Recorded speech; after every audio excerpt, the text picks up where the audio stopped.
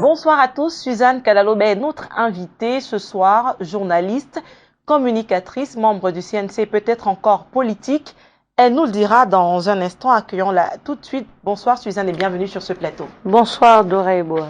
Déjà merci d'avoir répondu oui à notre invitation. J'ai eu du mal à dire oui parce que les plateaux télévisés m'agacent. Oui. Parce que c'est toujours la même chose, le même remake. 10 fois, 100 fois, on vous invite. Suzanne Kalalobé, racontez votre vie. Et si ma vie n'a pas changé, si c'est toujours la même, qu'est-ce que j'ai de nouveau à dire? Et on va peut-être mettre la possibilité qu'il y ait des gens qui ne vous aient pas suivi la dernière fois. Moi, par exemple, à chaque fois qu'il faut parler de vous, il faut quand même que j'aille lire des biographies, que je réécoute certaines émissions. Parce qu'on n'est pas sûr que la dernière fois que vous avez passé l'émission sur une chaîne concurrente, par exemple, que tout le monde ait pu la suivre. Non, sauf que je pense qu'il ne faut pas faire des gens, des individus que nous sommes, des mythes, alors que nous n'avons encore pas fait grand-chose. Le seul fait que je sois Suzanne Kalalobé ne suffit pas à ce qu'on m'invite chaque fois qu'il y a des nouveaux journalistes pour que je raconte ma vie. Je pense qu'il y a beaucoup de vies dans ce Cameroun qui méritent beaucoup plus d'attention que la mienne. Non pas que je considère que je sois nulle, mais je connais tellement de gens qui ont de la valeur, qui sont jamais invités, que ça me dérange à chaque fois de raconter ma vie. Et le seul fait de raconter ma vie, c'est qu'est-ce qui a changé dans ma vie que je puisse apporter de nouveau, même si c'est pour des nouvelles personnes.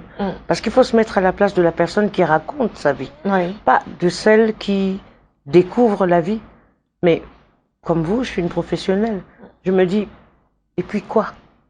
Il y a du monde, il y a tellement de monde. Je connais tellement de gens qui mériteraient d'être ici, plus que moi, que bon, je suis un peu gênée d'être l'objet de ce type d'attention.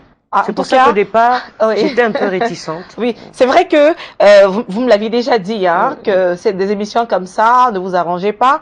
Mais bon, comme je suis souvent un peu entêtée, j'ai insisté. Et vous le disiez tantôt, vous êtes humble, on le sent dans ce que vous dites, mais c'est vrai que l'intérêt que les journalistes trouvent à vous inviter, vous ne pouvez peut-être toujours pas le comprendre, mais c'est parce que vous apportez beaucoup. Et ça, au fur et à mesure qu'on va avancer dans cette interview, vous pourrez le constater. Bon, Suzanne Bema Kalalobé, c'est bien ça, non? Suzanne Bema Kalalobé. Bema Kalalobé. Fille d'Iwie Kalalobé et de Sarah Beba-Ikuta. Oui. Dont je suis très fière. Ma mère est... le père de ma mère est Malimba. Il s'appelait Dipanda Kuta. Le père de mon père est Douala. La mère de mon père est aussi Douala. Mais l'ambiguïté de ma culture, c'est que la mère de mon père a épousé un Sénégalais en deuxième noces. Donc tous les frères et sœurs de mon père sont sénégalais. Et le paradoxe voulait que quand j'étais en France, les Sénégalais pensaient, puisque j'étais la nièce d'Alioune Diop, qui a épousé ma tante, Christiane Diop, et qui ont fondé Présence africaine, les Sénégalais pensaient que j'étais sénégalaise, parce que je ne ressemblais pas aux Camerounaises type dans leurs préjugés, noirs, élancés, très émancipés. Donc ils se sont mis à me parler Wolof. Donc je me suis rapprochée de cette culture. Bon, ça m'intéressait. Après tout, c'était des Africains. Je me suis dit pourquoi pas Wolof et sénégalaise. Donc je suis le résultat de toute cette histoire à la fois, c'est-à-dire celle de mon arrière-grand-père, dont les origines sont discutables. Il y en a qui disent qu'il était Bayangam, David Mandesibel, d'autres qu'il était Bamoul. Mais mon arrière-grand-père, si vous voulez, c'était un propriétaire foncier. Et il a fait fortune, si on veut. Il était dans la cour du roi. Et c'est ces origines mêlées qui font de moi la personne que je suis, c'est-à-dire quelqu'un qui se considère d'abord comme une Africaine. Pas seulement comme une Sawa, je suis fière de l'être, mais une Africaine. D'accord. Et en parlant de Sawa, vous êtes Sawa d'où exactement? Moi, je suis... Attends, alors, c'est très compliqué parce que mon arrière-grand-mère, ma titi, était Abo. Mais sa mère à elle était Bakoko. Mon grand-père était Malimba. Mon grand-père, c'est-à-dire le père de mon père, était Ubayangam Ubamun. Vous voyez ce que je suis? Oui. Je suis donc un mélange du Cameroun, de la côte, c'est-à-dire je ne suis pas que Douala. Je suis tous les peuples Sawa, Bakoko, Abo, Malimba. Donc je ne suis pas que Douala. Je suis en fait une fille de la côte, et d'autant plus que ma grand-mère a épousé un Lébou. Or les Lébous, ce sont des peuples de la côte ouest du Sénégal. D'accord. Et où est-ce que vous êtes né exactement, à Moi, je suis née au Cameroun. Je suis née à Douala. Je suis née à l'hôpital général. Et la légende raconte que, ça c'est ma mère. Ouais. Vous savez comment sont les mères, hein? Elle dit que, bon, elle me prévoyait le 9 janvier. Je suis arrivée le 16 janvier. 9 et 16, ça fait quoi? 7 ou 8? Je sais pas. Vous avez du mal, ça fait 7. Oui. Donc 7 jours après. Or, ma mère considérait qu'elle était une scientifique. Elle pouvait prévoir exactement à quel jour ses enfants arrivaient. Malchance, moi je suis arrivée au moment où elle ne m'attendait plus. Donc ça veut dire que très tôt, vous n'étiez pas forcément dans les rangs, si on s'en tient aux prévisions de votre maman. Apparemment, j'étais pas dans ses rangs à elle, Oui. mais j'étais dans mes normes parce que j'étais un bébé. Qu'est-ce que je savais de ce que seraient les normes demain? Bon, elle s'est habituée à ça et puis elle m'a élevée comme ça. D'accord. Parlons un peu de l'enfance, Suzanne Kalalobe. Enfant, comment étiez-vous? Ah, il faut demander à ma mère. J'étais deux sortes d'enfants. J'étais une enfant turbulente parce que j'adorais mon frère aîné, Frédéric. Et c'était un bandit. Il passait son temps à nous amener faire des coups. Mais en même temps, j'étais une enfant très studieuse. J'aimais bien l'école. Je passais mes temps à faire mes devoirs. Quand on m'ennuyait, je disais, oh maman, laisse-moi tranquille, je suis en train de faire mes devoirs. Mais j'aimais le show, j'aimais l'ambiance. C'est-à-dire que quand mon frère aîné me dit, viens, on va accueillir, où c'est les mangues, où c'est quoi, dans des trucs bizarres. Moi, j'étais devant, j'avais mon petit pantalon corsaire rouge, et puis j'étais toujours torse nu. Et ma mère me dit, pourquoi tu es torse nu? Je dis, mais ton fils est torse nu, moi aussi, je suis torse nu. Oui. Donc, je voyais pas la différence garçon-fille. Hein. Je voyais juste que j'étais une enfant turbulente et pleureuse. Je passais mon temps à pleurer. J'étais pleureuse, bagarreuse, curieuse et studieuse. C'est bizarre pour une enfant. Vraiment bizarre. Très, Parce que très bizarre. s'imaginer que vous étiez pleureuse, c'est quand on vous regarde aujourd'hui. Oh, je passais mon temps à pleurer. Vous êtes tellement solide. Vous, même les hommes, souvent sur des plateaux, quand on vous invite sur des plateaux de débat, ont du mal à s'en sortir avec vous. Et s'imaginer que vous étiez la petite pleureuse, c'est incroyable. Une pleureuse spécialiste des larmes. Dès qu'on me touchait, avant même qu'on me touche, je pleure. C'était sincère ou c'était du chantage souvent Non, aussi? je pleurais, j'étais comme ça. En fait, ce que les gens ne comprennent pas, c'est que les gens comme moi sont des êtres sensibles. Sensibles à tout. Et parce que nous sommes sensibles, on pleure facilement. Mais en même temps, on a la force de poser aux gens la résistance qu'il faut. Tout à fait. Mais je pleurais quand j'étais enfant, beaucoup, beaucoup, beaucoup, beaucoup. On m'appelait, comment on m'appelait? Je sais pas si ma mère est en train de regarder, mais on m'appelait Mbembe, un truc en doigt là, comme ça, qui voulait dire que j'étais une pleureuse. Je pleurais pour tout. Non seulement je pleurais, mais j'étais extrêmement jalouse. Oui. C'est-à-dire que si, par exemple, ma mère achète un vêtement neuf à une de mes sœurs, bien qu'elle m'a acheté le mien la veille, je faisais le scandale. Parce qu'il fallait qu'on vous achète un autre le même même jour. jour. Ce même jour, en même temps. Et j'avais la fièvre, hein, pour de vrai. Donc j'étais une enfant, si vous voulez, je crois, bon, c'est ma mère qui peut mieux le dire que moi, mais pour ce que j'ai comme élément, j'étais sensible. Sensible, mais en même temps très teigneuse, bagarreuse. Je voulais pas me laisser faire. Peut-être c'est l'excès de sensibilité, parce qu'on dit qu'il y a des gens, en fait, qu'on a des manières différentes de réagir quand on est sensible. Il y a les timorés. Non, pas l'excès de sensibilité. Moi, je Oui. pense que j'étais justement sensible, c'est-à-dire que je jouais pas, je ne faisais pas de comédie. Ce qui me plaisait pas, je le disais. Ce qui me faisait mal, je pleurais. Ouais. Ce qui me faisait beaucoup de bonheur, je le disais. Donc, bon, je pense que j'étais simplement une enfant totalement équilibrée. D'accord. Et là, quand vous avez parlé de votre enfance, vous avez dit que vous n'établissiez pas trop la différence entre être une jeune fille ou être un garçon. Non. Mais à quel moment est-ce que vous commencez à prendre conscience de votre féminité en avançant? À aucun, parce que je considère que la féminité, c'est quelque chose qui est génétique. Je suis une femme, je l'assume, mais ça ne me conditionne pas sociologiquement. Pas de besoin de séduire en grandissant. Il y en a, genre la puberté où non, on veut avoir le petit vêtement qui séduit les jeunes garçons pour non, je pense que la féminité, c'est pas forcément le fait de séduire. La féminité, c'est le fait d'assumer qu'on est différent du garçon. Oui. Mais le fait de séduire, c'est un acte plus sociologique que génétique. C'est-à-dire qu'on conditionne les femmes, comme les hommes, à un rôle social en leur disant, bon, vous devez plaire parce que le projet est ceci ou cela. Or, moi, j'étais pas dans cette logique-là. Je n'ai jamais refusé d'être féminine, ni d'être séduisante, ni même de séduire. Mais je pensais pas que c'était ma vocation première. J'étais pas là pour séduire les hommes, ou les hommes n'étaient pas là pour me séduire. J'étais là pour vivre ma vie, pour montrer que je suis un être à part entière. Et ce que je reconnais à ma mère, et c'est ce que ce pourquoi je la remercie, si vous voulez, c'est qu'elle ait fait de nous des êtres complets.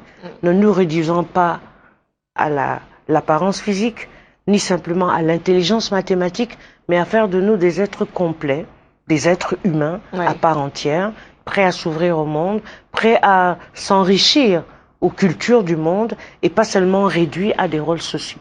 Et ça, je pense que elle, ma mère, c'était une avant-gardiste. Ça reste une avant-gardiste. Parce qu'elle nous a fait comprendre que l'être humain, c'est un tout. C'est un social, comment on appelle ça? C'est un outil social organisé qui doit avoir des atouts, femme comme homme. Et maintenant, en tant que femme, elle ne m'a pas dit, ta place est dans la cuisine. Mais elle nous a dit, sache faire la cuisine, sache reconnaître ce qui est beau. Mais elle a dit la même chose à ses fils. Mais ce qu'on sait en général, Suzanne Kaloubet, c'est qu'à un certain âge, surtout à l'âge de la puberté, autant chez les hommes que chez les femmes, et ça c'est naturel, c'est pas forcément parce qu'on vous a inculqué ça dans l'éducation. Il y a, quand on commence à prendre conscience de son corps, avec la poitrine qui se développe, avec les organes même qui commencent à vous pousser, à vous laisser être attiré par l'autre sexe, il y a souvent ce petit désir de plaire, d'être convaincu quand même qu'on plaît à la gente masculine. Non, je suis pas. Vous n'avez pas connu cette étape, vous? Non, je suis pas d'accord. C'est-à-dire que moi, j'ai pas eu de préoccupation de séduction. Parce que j'ai été élevée dans une, j'appellerais ça une complétude de mes sens. Je faisais du sport, je faisais de la musique, j'avais je veux dire, les aspects tactiles, et donc ma sensualité n'était pas réductible au fait de plaire à un homme ou à une femme, parce que bon, les deux sont possibles, mais ma sensualité était tout mon être pour plaire au sens large, mais plaire de façon intelligente et instruite. Donc, si vous voulez, j'ai pas eu un processus manichéen où je me dis, bon, voilà, je suis une femme, non, bon, je dois plaire. Non, pas du tout. J'ai eu la conscience de moi-même en me disant, je suis un être humain, qu'est-ce que j'apporte aux autres? Sans penser à mon aspect sexuel, mais en tant qu'être humain. Non pas que j'avais pas de désir, mais pour moi, le désir était lié à l'intelligence que j'avais et de moi-même et de ma relation avec les autres. Donc, j'ai pas construit tout un univers fantasmagorique comme la plupart des femmes le font, en me disant, pour que je plaise, je dois ressembler à ceci ou à cela. J'ai pas eu, disons, j'ai pas eu cette peine-là. J'ai eu la chance d'avoir une mère extrêmement intelligente, extrêmement ouverte, et qui nous a épargné les schémas ou les manichéismes, ce qui nous a permis de nous épanouir les uns comme les autres, comme des êtres humains à part entière. D'accord. Mais on va parler quand même d'autres choses. Juste pour sortir de ce sujet, sur votre jeunesse, le premier garçon qui vous aborde réellement et à qui vous dites oui, est-ce qu'il a eu un peu de peine? Parce que vous disiez vous étiez bagarreuse en même temps. Et puis vous avez ce côté, vous me direz tout à l'heure si j'ai tort ou pas, mais ce petit côté un peu autoritaire qui peut faire fuir certaines personnes des fois. Pas autoritaire, indépendante. Indépendante. Indépendante. Non, j'ai mis du temps à avoir mes premiers rapports sexuels. J'ai mis beaucoup de temps, parce que c'est pas ça qui m'intéressait dans mes rapports avec les hommes. Et je peux considérer que c'est un hasard. C'est par hasard. C'est quelqu'un de totalement anonyme, vis-à-vis duquel j'avais pas de sentiment en particulier. Nous étions dans le combat militant, je crois que j'avais 18 ans. Et puis ça s'est passé. Mais ça ne m'a pas fait plus chaud ni froid que ça. Bon, ça devait arriver. J'avais la culture pour... Et lui était convaincu que j'étais dépucelée depuis. Je l'étais pas. Mais j'étais avancée dans la culture. Je considérais la relation sexuelle comme quelque chose de normal, qui devait arriver entre un homme et une femme. Ce n'était pas forcément l'aboutissement de l'amour, c'était des frictions. Ça s'est passé. D'accord, on va très vite évacuer en peut-être 5 minutes encore votre jeunesse, parce que là, franchement, avec vous, il y a tellement de choses à dire, que ce soit sur le plan du journalisme ou de la politique. Bon, très rapidement, est-ce que vous avez fait des enfants? C'est la question que beaucoup se posent. Non, j'ai pas eu d'enfants, pour la simple raison que, à l'époque, je reste très amoureuse d'un homme qu'on appelle Béa Manoyak. Mais à l'époque où je le rencontre, nous sommes dans l'exaltation militante. Et ma préoccupation, c'est, est-ce que si je vais au maquis, je peux faire supporter mon choix à mes enfants? J'ai eu beaucoup de problèmes de conscience. Donc je me suis dit, je ne peux pas. Parce que pour moi, la conviction, c'était que j'allais finir ma vie dans le maquis, comme les Che Guevara et compagnie. À l'époque, j'avais 18 ans, j'étais engagée dans l'UPC. Et donc, j'ai pas fait d'enfant. J'ai pas fait d'enfant. Et ce qui a fait que je me suis confortée dans cette posture, c'est que mes sœurs, mes frères étaient merveilleux.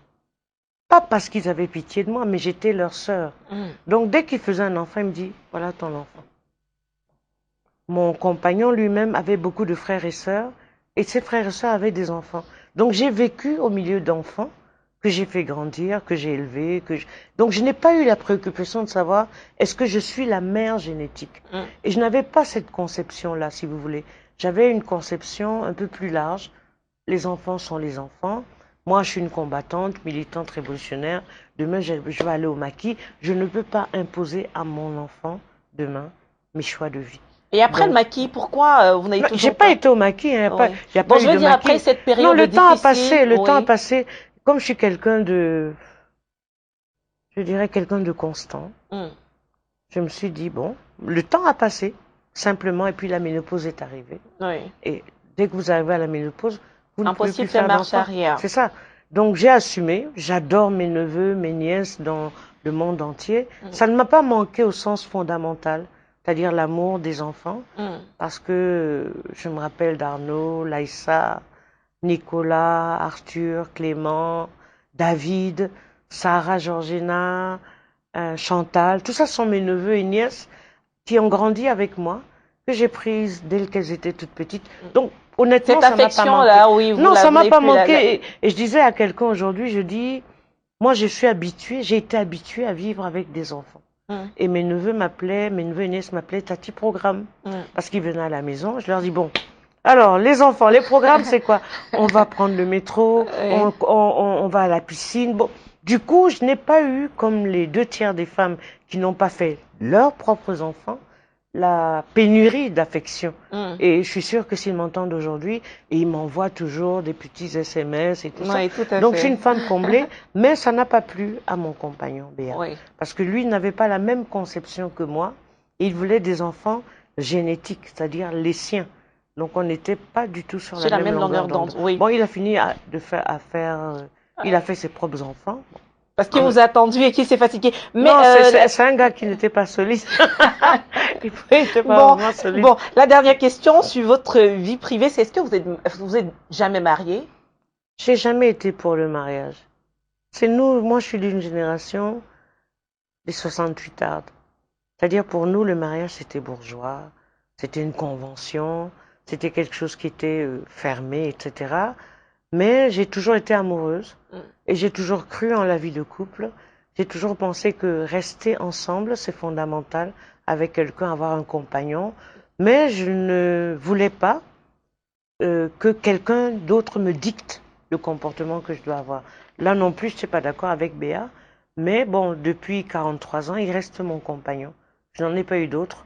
Même si j'ai eu des aventures, mais je n'en ai pas eu d'autres. Il en a certainement eu aussi, si vous dites qu'il a fait des enfants. Non, mais lui, il n'a pas eu des aventures. Hein. Il a eu des... Comment on appelle ça? Des situations. D'accord. Alors, on va évoquer très rapidement votre parcours scolaire. Donc, le primaire déjà, quel est l'établissement dans lequel vous soldez vos études primaires? J'étais au Petit Jos, ici, au Cameroun. Et nous sommes partis du Cameroun, j'avais 10 ans. Donc à 10 ans, je rentre au collège. Mon premier collège, c'est à Neuilly. Il fait très froid, c'était horrible. J'étais au fond de la classe. Et donc je fais le collège d'enseignement général de Neuilly. Après, mon parcours scolaire est très chaotique.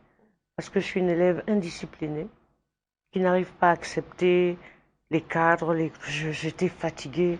Des collusions, j'étais indisciplinée. Donc ma mère très vite m'a enlevée des collèges. Je suis allée à l'internat, mais j'ai fait 7 internats, c'est-à-dire de la 6e à la terminale, j'ai pas fait un seul établissement 2 ans de suite. On me virait en chaque fin d'année. Élève incapable. Insubordination parfois aux enseignants. Insubordination, indiscipline. Ouais. Bon, une année quand même, j'ai redoublé une classe et je l'ai redoublée parce que ma mère a estimé que je devais la redoubler. Comme c'est une enseignante, pédagogiquement, psychologiquement, vu la manière dont mon année s'était passée, elle s'est dit, bon, il vaut mieux qu'elle redouble, puisque j'étais relativement jeune, j'étais pas en retard. J'ai redoublé la classe de 5e.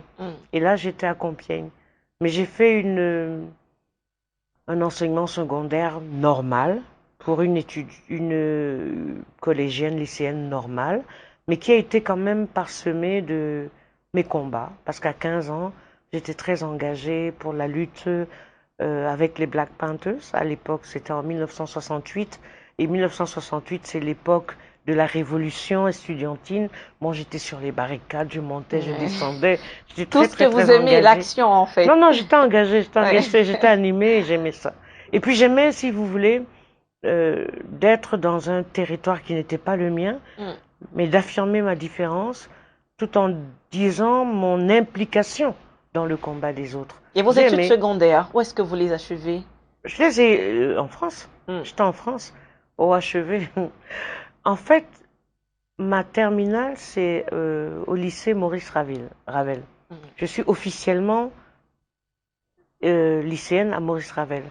Mais au premier trimestre, on me vire. Or, je dois passer mon bac en fin d'année. Catastrophe, ma mère ne sait pas quoi faire. Je suis donc obligée de m'inscrire en candidate libre. Je passe mon bac en candidate libre.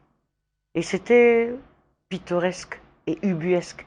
Parce que les enseignants, à ce moment-là, à l'épreuve de français, l'épreuve orale, elles me demandent, mais comment ça se fait que vous êtes candidate libre?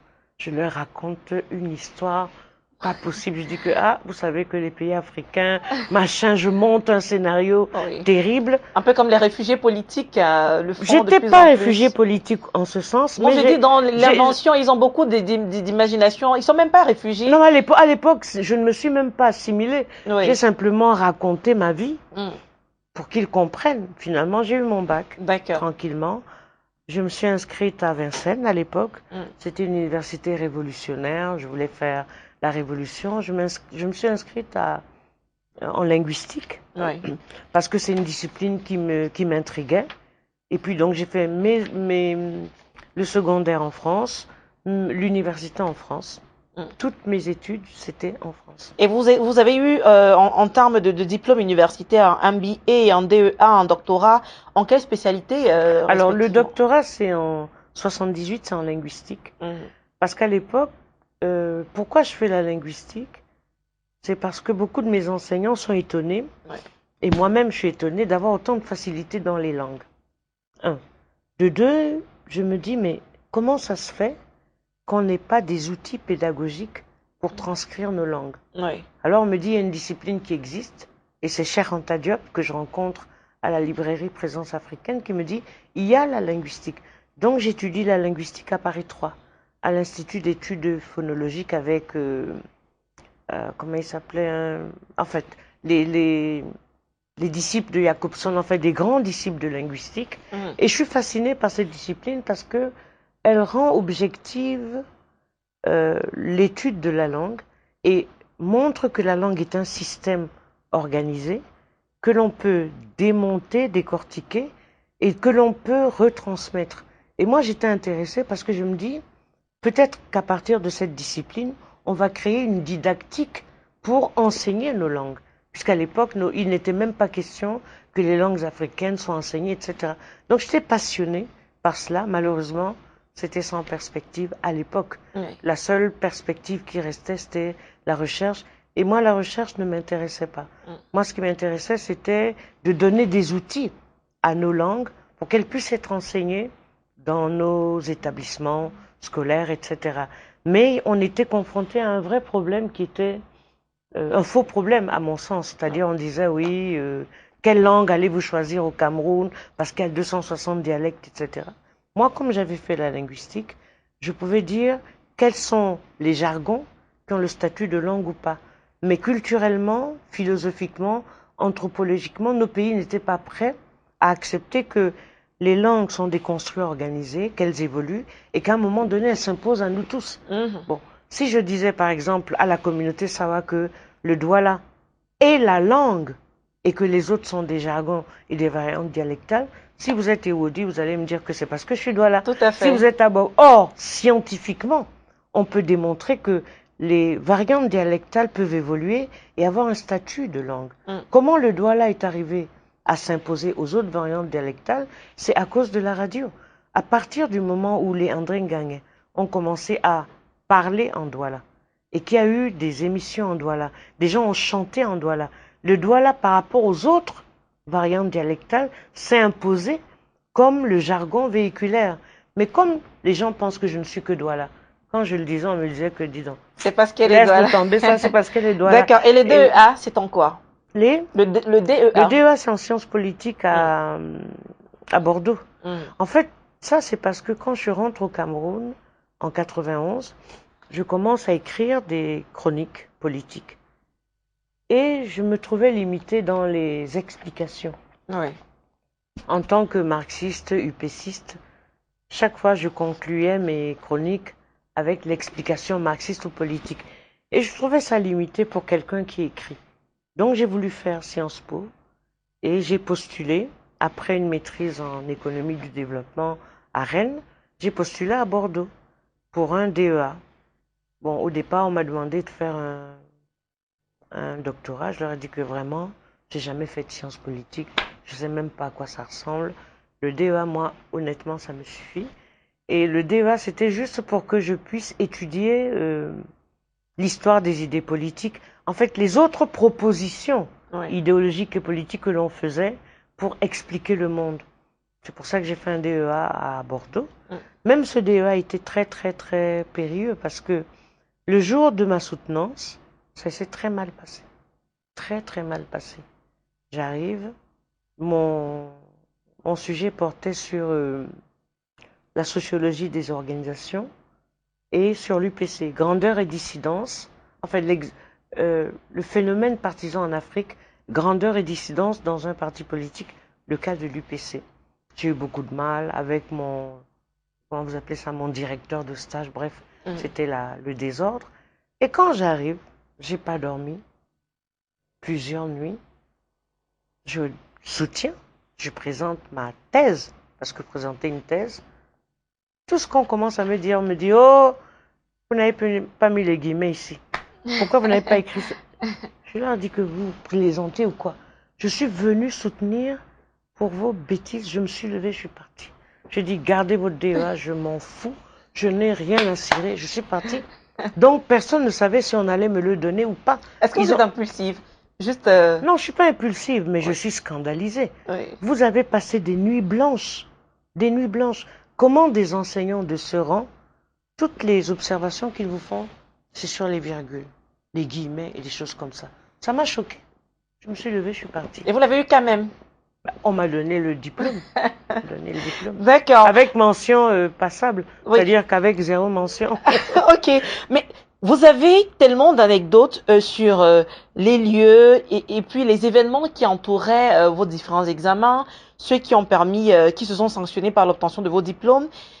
Mais comment comprendre cette polémique que certains font sur le fait que vous n'ayez pas vraiment les diplômes que vous dites c'est leur problème, posséder? Honnêtement. C'est leur problème parce que ils peuvent vérifier. Puisqu'il y a des... Comment vous appelez ça? Il y a des archives, il y a des mémoires. Dans chaque établissement? Il n'y a pas certains. Il y a quelques personnes dont je peux citer les noms, mais je ne les citerai pas. Qui ont dit, oh, Suzanne, elle dit que le DEA, elle l'a jamais eu, le doctorat, elle l'a jamais eu. C'est des gens qui... Je connais les gens qui le disent. Et chaque fois que je leur ai dit, c'est qu'ils aillent regarder. Puisqu'il y a des archives. Et à votre avis, parce que justement, vous dites que vous les connaissez, pourquoi est-ce qu'ils peuvent faire courir une telle rumeur sur vos diplômes? Je n'en sais rien, honnêtement. Parfois, je leur ai demandé, parfois, ça ne m'intéresse pas. Parce que ça fait partie peut-être de l'univers des relations des Camerounais. C'est pas Béa qui dirait que je ne les ai pas. C'est pas mon frère qui me dirait que je les ai pas. Et ça sera par exemple des noms que je ne citerai pas ici qui diront que je ne les ai pas. Et le fait qu'ils le disent, c'est peut-être pour des raisons qui leur sont propres. Est-ce que vous avez un problème particulier avec ces personnes? Je ne crois pas. Parce que, à ma connaissance, je n'ai jamais eu de problème particulier avec eux. Peut-être que eux, ils ont un problème avec moi, mais pas particulier. Peut-être c'est un problème de statut, de positionnement, j'en sais rien. Parce que de vous à moi, supposons même, vous êtes mon ami, que vous disiez que vous avez des diplômes. Quel intérêt j'ai à dire que c'est pas vrai, si vous êtes mon ami? Si ce n'est parce qu'au fond, je ne vous considère pas comme une amie. Je ne sais pas. Mais justement, j'ai essayé de remonter un tout petit peu hein, la chaîne de cette information pour comprendre l'origine. Et il se trouve, ces personnes que vous ne tenez pas à mentionner, mes informations disent que ce sont vos anciens camarades du Manidem. Que c'est de là, en fait, que l'information est partie. Non, pas mes anciens camarades, des anciens camarades. Bon, d'accord. Parce qu'attention, parce que quand vous dites les anciens, non. Oui. Peut-être des anciens qui savent pourquoi. Et moi, je n'en sais rien. D'accord. Ok, on va très rapidement parler d'autre chose maintenant. Hein. Vous êtes journaliste. Et quand on essayait de faire, de retracer un peu votre parcours, on n'a à aucun moment vu une formation en journalisme. Donc, à quel moment et comment atterrissez-vous dans cette profession? Non, je bascule par hasard. Et vraiment pas pour mon plus grand bien parce que je le regrette. Mais je bascule parce qu'en 91, j'arrive avec le corps de mon père. Il est mort le 7 octobre. Nous arrivons ici le 12 octobre. Et à cette période, c'est la fin des villes mortes. Et l'UPC tient 2 congrès. Un à Konsamba, l'autre à Bafoussam. Oui. Et on me demande, Célestin Monga, qui me connaissait, de faire un papier sur les 2 congrès de l'UPC pour Jeune Afrique Économie. Je fais donc le papier. Vous êtes sur votre machine, je sais pas si non, bien sûr, je vous suis. Je fais donc le papier et à la sortie du papier, une délégation constituée des amis de mon père vient et ils me disent « Tu comprends ce que tu dois faire ». Je leur dis « Expliquez-moi ». Ils me disent, tu es la fille d'Iwiye Kalalobe. Iwiye est mort dans ta maison. Voici ce que tu viens d'écrire. Tu crois que tu peux faire un autre métier?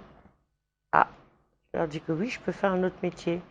Ils me disent, tu penses que ça serait bien que tu fasses un autre métier et que le nom de ton père s'en aille comme ça? Ah, je commence à les regarder d'un autre œil. Bon. Moi, je ne me sentais aucune compétence, aucune attirance dans ce métier. Parce que je le trouvais roboratif, répétitif, un peu superficiel. Ça ne m'intéressait pas du tout. Bon, j'ai pesé le pour, le contre. J'ai commencé à écrire pour Séverin Tchonke dans les points de vue, nouvelle expression, ça s'appelait point de vue. Et puis, ne connaissant pas le Cameroun, je me suis dit, c'est peut-être un métier qui va me permettre d'entrer dans la société camerounaise, de mieux l'appréhender, de mieux la connaître. Voilà comment j'apprends le métier. Et au départ, quand j'écris mes premiers papiers, j'avais un bouquin de Loïc Hervouette qui s'appelait Écrire pour son lecteur. Mais avant ça, je travaillais dans la commission communication de l'UPC et j'étais rédactrice à La Voix du Cameroun. Et nous avions un mentor qui s'appelait Mkoko Priso et qui nous exigeait d'apprendre les techniques du journalisme, en nous disant, au-delà du militantisme, il faut savoir écrire pour son lecteur. Donc j'avais ce bagage. Et dans l'UNEC, j'ai toujours travaillé dans le journal de l'UNEC, le journal de l'UPC, pour les techniques d'écriture. Donc quand je suis arrivée au Cameroun et que j'ai commencé à écrire, je me suis dit, ben, pourquoi pas? C'est un métier comme un autre. En plus, c'est un métier qui me met en pole position de combattante. Et je l'ai appris. J'ai pris des cours au CFPJ, j'écrivais toujours avec le manuel et ça m'a intéressée. Et peut-être que le fait que c'était le métier de mon père, de ma soeur, de mon frère, de tout ce monde qui m'entourait, m'a habité et m'a obligée à essayer de faire le mieux que je pouvais techniquement. Mais vous dites que vous regrettez d'être rentré dans la profession. Je regrette parce que si vous voulez, quand je vois ce que la profession chez nous est, c'est pas ça que mon père présentait. Et qu'est-ce qu'elle est, la profession chez nous? Je la trouve terne, sans exigence, sans fantaisie et sans créativité.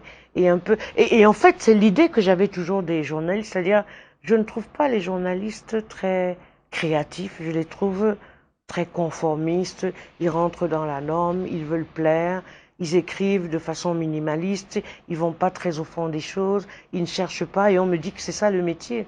Bon, en ce sens, je regrette un peu. Oui. Mais est-ce que c'est tous les journalistes qui sont comme ça? Les 2 tiers des journalistes sont comme ça. Les 2 tiers au Depuis que je Cameroun? les connais. Non, pas qu'au Cameroun. C'est-à-dire les journalistes sont un peu comme des bourgeois. Ils pensent qu'ils détiennent la vérité, ils connaissent le métier, ils ont les questions, ils ont les réponses, et puis ils ne se posent pas trop de questions sur eux-mêmes, ni sur leur métier, ni sur le monde qui les entoure. Vous voyez, c'est-à-dire que moi, ce qui m'intéresse, c'est vous pouvez me parler, d'accord, mais au-delà de ce que vous me dites, il y a quoi? Or, le journaliste ou le journalisme se contente de... Il va au fond quand il y a des problèmes d'intérêt pour lui. Mais si vous voulez, il ne va pas chercher l'inédit de la vie réelle des gens. Il ne va pas fouiller dans le tréfonds de l'ordinaire des gens. Il va se contenter de l'écume des vagues. C'est un peu abstrait. Essayez voir par un exemple d'illustrer. Non, c'est pas abstrait. Ce que je dis, l'écume des vagues, c'est concret. Oui. Ne pas aller au fond, c'est aussi concret. Oui, non, mais quand vous le dites comme ça, ne pas aller au fond, faudrait peut-être que vous preniez une affaire, un événement particulier. Je peux et que vous prendre nous disiez... l'affaire Boko Haram, par exemple. Kolofata, Marois, Photocol. Nous sommes dans l'immédiateté. D'accord? Mais quand le fait arrive, qu'est-ce qui se passe avant? Qu'est-ce qui s'est passé après? Qu'est-ce que les gens vivent? Est-ce qu'on a fait? Est-ce qu'on a fouillé? Est-ce qu'on a raconté la vie? On se contente du fait, lui, au moment où il arrive. Mais avant, c'est quoi? Après, c'est comment? Prenons le cas du Burkina. On se contente du coup d'État de Diendéré, Gilbert. Mais pourquoi? C'est quoi les comités sankaristes? Qu'est-ce qu'ils ont fait? Est-ce qu'ils ont Est-ce qu'ils ont perduré? On se contente de l'aspect superficiel. Vous voyez ce que je veux dire? Non, mais on explique le fait par lui-même. Sauf que là, est-ce que c'est l'aspect superficiel? Parce que là, vous avez pris le cas de Boko Haram tout à l'heure. Ouais. Je vais prendre, par exemple, le cas de notre chaîne de télévision. C'est-à-dire que chaque fois qu'il y a un attentat de Boko Haram et que la presse rapporte cet attentat en disant voilà ce qui s'est passé, il y a dans beaucoup d'organes de presse, j'ai lu dans la presse écrite, il y a même chez nous des reportages pour parler des fois de la vie des populations. On essaie de voir comment est-ce que la vie a repris son cours. On parle de cela après. Oui. Ce que je veux dire, si vous voulez, ce qui ne m'intéresse pas dans le journalisme, c'est que on attend que quelque chose se passe pour parler de la vie des gens. Oui. Ce qui m'intéresse dans la vie, c'est de parler de vous avant que vous ne soyez une star. C'est de parler des gens pour ce qu'ils sont. Mais il y a combien de localités au Cameroun? Il y a combien de sujets comme ça? Non, ce que je veux dire, c'est que moi, ce qui m'intéresse pas dans le journalisme, c'est le côté urgence. C'est le côté artificiel. Je le fais. Je ne récuse pas. Oui. Je ne dis pas que c'est pas un grand métier. Mais si vous voulez, je m'intéresse plus au fond des choses. À l'antériorité, à l'historiographie, à la mise en perspective. Et si ce métier ne m'a jamais attiré, c'est que je le trouvais superficiel. C'est mon point de vue. D'accord. D'accord? Et mon père, si vous voulez, lui, il n'exerçait pas dans le reportage. Mon père était un chroniqueur, c'est-à-dire un penseur, quelqu'un de dense, qui observait la société et qui l'alertait sur « attention, voilà ce qui va se passer ». L'aspect de raconter, une fois que l'attentat a eu, ne m'intéresse pas, honnêtement. Donc c'est cet aspect du métier qui ne m'intéressait pas. Par la force des choses, je l'ai fait. Mais est-ce que vous avez essayé justement, cet aspect superficiel, vous parliez même dans la recherche de l'information, vous disiez qu'il y avait des limites. Est-ce que vous avez essayé, vous, quand vous exercez encore aujourd'hui, vous écrivez? J'avais quoi, quel pouvoir? Moi, j'étais chroniqueur. Oui. Chaque fois que j'ai pu faire au-delà du factuel, je l'ai fait. Je suis l'une des rares journalistes au Cameroun. J'ai fait de l'investigation sur le problème du pétrole. J'ai fait de l'investigation sur la question de Titus. Et les articles sont parus? Ils sont tous parus. Oui. J'ai pris mon temps. J'ai fait beaucoup de choses profondes. J'ai fait des reportages sur des contrées. Bon, par exemple, sur l'affaire du pétrole, Suzanne, pour bien comprendre, parce que la plupart de vos articles que j'ai lus, c'était soit des billets d'humeur, soit non, vous n'avez jamais lu La Nouvelle Expression à l'époque. Oui, peut-être à l'époque. À l'époque, quand j'ai commencé, j'ai fait des séries de papiers sur les imbrications, avant que l'affaire de Loïc, comment il s'appelle? Merde. Le gars de Total, là. Oui. Avant que le scandale n'éclate, j'avais déjà fait des papiers sur les affaires africaines de Pierre Péan, sur les investigations. Quand il y a eu l'affaire de Donatien Coigne, j'ai fait une enquête sur les, comment vous appelez ça, les réseaux. Quand on a accusé Titus Edzoa d'avoir bradé l'argent, j'ai fait des enquêtes sur les comptes courants. Qu'est-ce qu'on peut par exemple mettre à votre actif comme révélation? Parce que quand on fait des enquêtes très souvent, on Beaucoup, révèle des choses qui n'étaient pas connues. Beaucoup de révélations. Lesquelles par À exemple? l'époque, ce que j'ai révélé comme le système qu'avait mis en place Titus Edzoa, le système qui a été mis en place pour le pompage de notre pétrole et beaucoup d'autres choses. Mais à l'époque, qui nous lisait? Très peu. Et justement parce que, comme vous le disiez, il y a beaucoup qui n'ont pas eu la possibilité de le lire. Hein, mais et des émissions comme ça c'est pas de ma responsabilité. C'est vrai que c'est pas de votre responsabilité, Suzanne, mais des émissions comme ça ont quand même, ce qu'elles ont de particulier, même si c'est redondant des fois, c'est que ça permet d'éclaircir certaines zones d'ombre. Je ne pense pas, je ne pense pas, parce que c'est ma parole contre votre impression. Ce que je pense, c'est que si vous voulez, les journalistes ne sont pas des gens curieux. Oui. Ils aiment le show, le côté factice, le côté un peu superficiel. Moi, je dis. Je voulais pas venir à cette émission parce que, en fait, c'est ma parole contre la vôtre et contre votre question. Mais j'estime que si vous laissez les gens s'intéressent à un travail, ils fouillent. Mais les 2/3 des journalistes ne fouillent pas. Ils restent à la surface des choses. Je peux dire tout ce que je peux vous dire. Parce que j'ai fait beaucoup, ça fait 25 ans quand même que je travaille. Mais je me rends compte que les 2/3 des jeunes journalistes ne fouillent pas, ni dans le travail que nous avons fait, ni dans la preuve, les questions que vous me posez.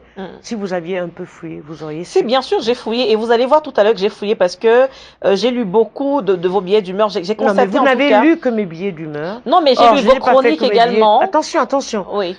J'ai commencé à faire des points de vue. Après, j'ai écrit comme journaliste sur beaucoup de sujets. En politique, en culture, en économie, sur tous les sujets. J'ai fait des dossiers entiers sur l'UPC, sur les affaires africaines, sur la présidentielle française à l'époque. J'ai fait beaucoup de dossiers. Et les archives de la Nouvelle Expression en témoignent. Ensuite, quand j'ai commencé la télé, dans Actu, j'ai fait beaucoup de dossiers sur des tas de sujets dont les gens ne parlent pas, notamment votre confrère Denis Kwebo qui passe le temps à dire que je n'ai fait que les billets d'humeur. J'ai fait 5 ans d'émissions sur Canal 2 où je faisais des sujets de 13 minutes sur toutes les questions de société, la culture, l'économie, etc. Et je suis stupéfaite, si vous voulez, que la seule chose qu'on retienne de moi, ce ne soit que les billets d'humeur. Même j'ai fait des émissions radio, des documentaires de 13 minutes sur beaucoup de sujets. Bon, c'est vrai que là, on était plus dans l'écriture. À la télévision, c'est clair. Moi, bien que j'étais très jeune, je vous ai suivi très jeune. Attendez, même dans l'écriture, j'ai fait des sujets sur l'élection présidentielle, les élections municipales. J'ai fait des sujets. Je suis allée dans des régions, dans le pays Bassa, dans l'extrême nord. J'ai fait des décryptages. Comment l'électorat se comportait, c'est dans la Nouvelle Expression. D'accord. On va fouiller ces archives. J'ai fouillé, j'ai trouvé quelques petites choses. Non, vous n'avez pas fouillé les vraies archives. Bon, après, vous êtes contenté. C'est vrai que... Non, j'ai fouillé. Vous verrez tout à l'heure. Non, c'est vrai que si vous voulez, ma posture de chroniqueur était emblématique parce qu'à l'époque, il n'y en avait pas. Et encore moins de femmes. Donc, si vous voulez ça un peu occulter, tout l'aspect technique de mon travail. Moi, personnellement, j'étais chroniqueur par hasard. Mais après, je m'intéressais à fouiller des choses, c'est-à-dire à faire des sujets. Mais je suis chroniqueur. Je suis polémiste d'abord. Je suis éditorialiste, pas éditorialiste, mais chroniqueur, parce que je suis un intellectuel qui a des positions à prendre. Mais au-delà de ça, j'ai appris le métier de journaliste. Je suis allée sur le terrain. J'ai fait énormément de sujets. Et je suis un peu désolée, si vous voulez, de la superficialité de l'approche de mes confrères sur ma carrière, parce qu'ils ne savent pas tout ce que j'ai fait. Et j'ai pas envie tous les jours de raconter ma vie. Tout à fait. Un peu. Alors, on va parler maintenant, puisqu'on est en train d'aborder la question du journalisme, de la régulation des médias, et surtout du métier de journalisme au Cameroun. Vous êtes aujourd'hui dans le CNC. Et il est assez critiqué par notamment le SNJC. Mais le SNJC représente qui et quoi? C'est une partie de l'opinion. Oui, mais c'est le syndicat. C'est une partie de l'opinion, ce n'est qu'un syndicat. Oui. Comme toute autre partie de l'opinion, il est libre et il est dans son rôle. Je vois mal le SNJC approuver ce que le CNC fait. S'il approuvait, il ne serait plus le SNJC. Et je pense que le SNJC s'est positionné dans un rôle essentiellement critique et tribunicien. Tout ce que les autres font est nul. C'est eux seuls qui détiennent la vérité. C'est le problème du SNJC. Moi, mon interlocuteur, c'est pas le SNJC. C'est l'ensemble de la profession. Pour moi, le SNJC, c'est une fraction, c'est une partie. Ça le regarde. Et ils ont raison, sans doute. C'est leur point de vue. Mais nous, on fait la régulation. Mais quand vous dites l'ensemble de la corporation, des journalistes, le SNJC lui-même mais est-ce que individuellement, vous pouvez prendre chaque journaliste à titre individuel comme interlocuteur? On sait qu'en général, c'est entre groupes. Non. Que ça se passe, le SNJC dit lui-même qu'il n'a que 450 membres. Oui, maintenant il parle de 500. Même si c'est 500, ce n'est qu'une partie de la profession. Nous sommes plus de 2500 journalistes. Donc ce n'est qu'une partie. Nous ne négligeons pas leur point de vue. Oui. Mais ce n'est qu'une corporation comme une autre dont nous considérons qu'elle a son point de vue et que son point de vue est manichéen et sectaire. Mais c'est la liberté du SNJC de critiquer le CNC. Mais pour nous, ce n'est qu'une parole. Ce n'est pas la parole. Vous voyez ce que je veux dire? Tout à fait. Et maintenant, le SNJC si vous voulez, se positionne dans une fonction essentiellement tribunicienne parce qu'ils font des confusions. Ils disent, puisque le CNC a été nommé par Paul Biya, nous sommes contre, puisque c'est Paul Biya. D'accord? Parce que nous sommes contre le système et le régime de Paul Biya. C'est le point de vue du SNJC. Ça ne nous regarde pas. Et ça ne nous intéresse pas dans le travail de régulation. Non, mais ça veut dire que là, vous assimilez le combat du SNJC à un combat politique, parce que eux ne se positionnent pas comme opposants au sein du SNJC, parce que j'ai assisté à plusieurs réunions. Ils ont un problème avec le fait que la régulation soit gérée par le pouvoir. Non. Parce que l'organe régulateur soit installé par le pouvoir. Non, le pouvoir, c'est qui? C'est le RDPC dans leur tête. C'est ça leur problème. Bon, l'État. Non, le RDPC, pas l'État. C'est le parti-État de toutes les manières. C'est le RDPC. Oui. À partir de là, c'est leur problème. C'est leur problème. Si vous voulez. Moi, j'ai entendu des choses qu'on a dit sur moi que j'ai trouvées totalement inadmissibles. Mais j'ai laissé dire. Je ne suis pas le RDPC. Je suis dans un État de droit qui met en place des organes de régulation. Et dans ces organes de régulation, il peut y avoir plusieurs sensibilités, dont la mienne. Et le fait que j'y sois ne signifie pas l'allégeance. Et le SNJC n'a pas le monopole de la critique contre le système, comme ils disent. Mais si leur problème, c'est comment vous appelez ça, l'amélioration des conditions de vie des travailleurs dans les médias, mais qui s'occupe d'abord de ça? Je ne comprends pas que le SNJC polarise son combat contre la Commission nationale, machin, mais qui se battent contre les patrons de presse, qui imposent aux patrons de presse que la régulation du travail se fasse. Et je trouve qu'il y a un déplacement, si vous voulez, et des conditions du combat, et de la cible. Et on peut se poser la question, mais sur quoi et pour qui roule le SNJC? Moi, je suis syndicaliste, même si certains de vos camarades du SNJC pensent qu'on est syndicaliste que quand on est du SNJC. Mais en tant que travailleur, je travaille dans la presse depuis 25 ans. 25 ans. Et j'ai toujours dit quelles étaient mes conditions. J'ai toujours critiqué, combattu, contesté, combattu mon propre employeur en disant c'est des conditions négrières. Je les ai combattues. Je n'ai jamais entendu un combat organisé par les syndicats pour dire que les employeurs arrêtent de traiter les journalistes comme des salauds. Je suis choqué quand le SNJC, par exemple, accepte un chèque de Tchatoué, de Canal 2, de 5 millions, parce que Nana est mort, en disant qu'il ne savait pas. Et que le SNJC n'exige pas de Tchatoué qu'ils disent, OK, comme celui-ci est mort, inscris donc tous tes travailleurs à la CNPS. J'ai rien vu. Mais le SNJC s'intéresse à Kalalobé, s'intéresse à Peter et Soka. Kalalobé est monté, Kalalobé est descendu, Kalalobé est une vendue. Je trouve ça un peu médiocre pour un syndicat. Si vous êtes un syndicat, moi je suis qui? Je suis membre du CNC, je l'assume, j'endosse mon rôle de régulation. S'ils sont des syndicalistes qui se battent sur des cas concrets pour améliorer les conditions de vie des travailleurs dans le domaine de la presse. Et ils peuvent également non seulement parler, enfin lutter pour l'amélioration des conditions de vie, mais ils ne luttent pas. Alors ça, ils ne font rien pour ça. On va en parler. Je suis dans ils ont dit qu'ils ont entamé des discussions. Excusez-moi, ça fait 25 ans que je suis dans le métier. Oui. Je n'ai jamais vu le syndicat lutter. Je ne veux pas donner des exemples concrets de ce que j'ai vécu. Je ne veux pas, parce que ça ne sert à rien. Mais je ne l'ai jamais vu sur le terrain. Je ne l'ai jamais vu. C'est l'une des raisons pour lesquelles moi j'ai arrêté avec les patrons de presse depuis un moment. Discuter avec les patrons pour l'amélioration des conditions. Discuter avec les patrons de presse, c'est pas se battre contre. Vous avez vu le peuple burkinabé se bat. C'est-à-dire, il pose des actes. Grève, marche, insurrection. C'est pas discuter. Les journalistes eux-mêmes ne sont pas contents de leurs conditions. Ils n'ont jamais fait de grève.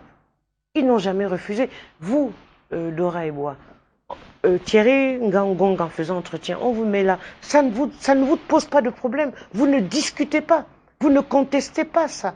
Or, un syndicaliste dit, mais attendez, nous ne sommes pas interchangeables, nous ne sommes pas des jetons.